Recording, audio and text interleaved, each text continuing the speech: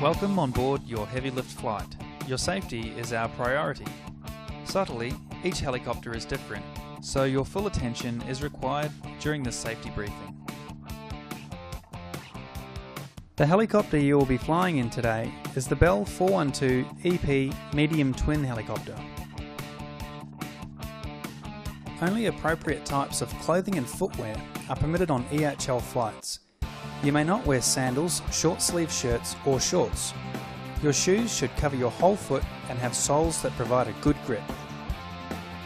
When approaching or departing the helicopter, it must only be from the designated safe areas as shown. Always walk, do not run.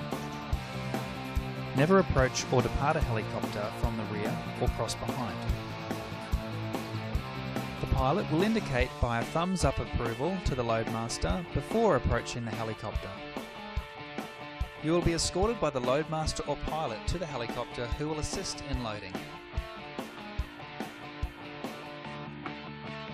Make sure all loose articles such as caps, ID tags, hard hats, tarps, cardboard and raincoats are secured on your person and around the landing area. These can blow into the rotors and intakes of a helicopter, posing a danger. Earplugs. Ensure earplugs are fitted at all times when going to, while on board, and exiting from the helicopter. No smoking at any time or chewing betel nut in and around the helicopter. Electronic devices such as mobile phones and computers must be turned off before entering the landing area and must remain off for the duration of the flight. Long items are not to be carried upright near a helicopter, especially with the rotors turning. The cargo areas are located in the tail locker on the right side to the rear of the helicopter and behind the rear seats inside the cabin. All cargo and bags are to be loaded in the helicopter by the loadmaster, helipad landing officer or pilot. Passengers are entitled to no more than 16 kilograms of personal luggage. Where possible, passengers should use soft-styled padded bags and contain no sharp objects. No hand-carry items such as bags, magazines or newspapers are permitted in the helicopter cabin. Cameras are accepted. Any dangerous goods must be reported to the loadmaster or pilot. They may require special packaging and may have to be carried in the rear cargo compartment or in an external load. This includes any dangerous goods you may be carrying on yourself, such as cigarette lighters, matches, or fuel. As a general rule, loading and unloading will be done on the left side of the helicopter, unless otherwise instructed or in an emergency situation. When entering or departing the helicopter, always use the tank step and hand grip provided. Always use 3 points of contact to avoid slipping. Look before you step and avoid stepping on the floats. The seat belt. Seat belts must be worn at all times during the flight. The 4-point seat belt is worn by putting the 2 shoulder straps over the shoulders and inserting the lap and shoulder strap ends into the round buckle as shown. Belts should be adjusted so the lap belt sits low over the hips and is a snug fit. Adjust the shoulder straps also. To release, rotate the round buckle until it stops turning. Once the loadmaster or pilot has opened the door, you can unbuckle the seat belt. The life jacket. Life jackets must be worn at all times during the flight.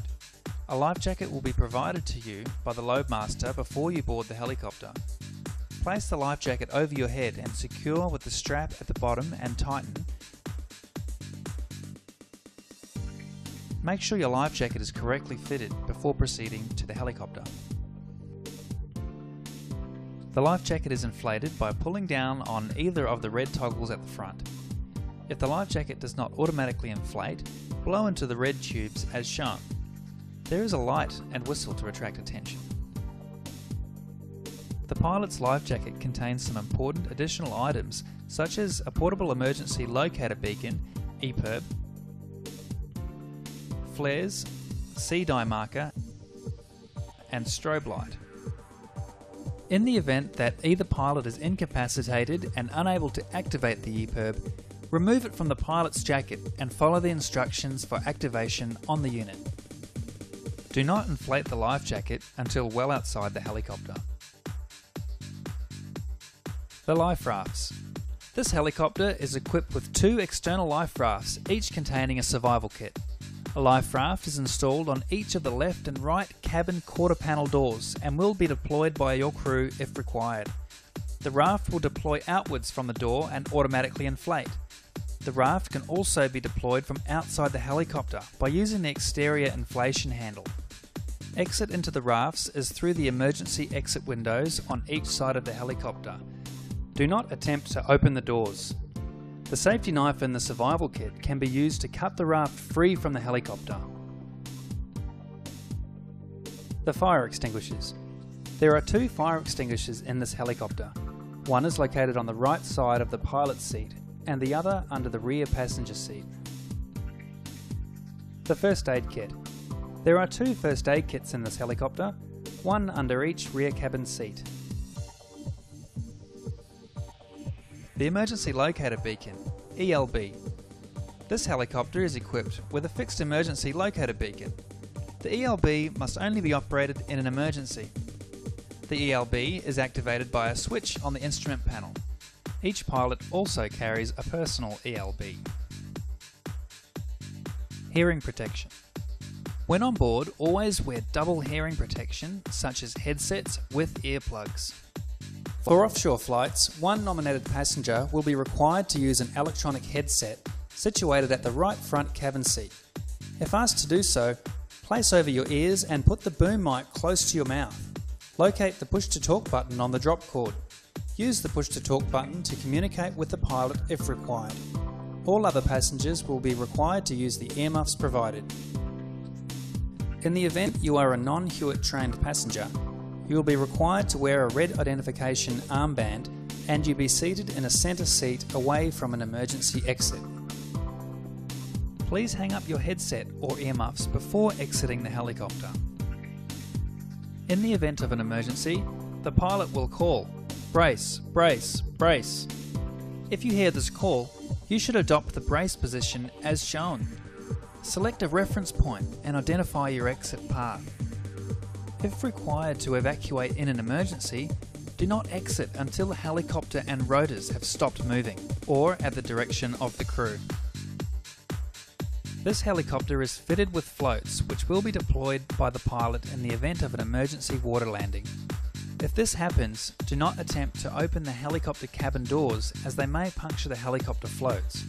When evacuating, exit only through the push-out emergency exit windows as shown.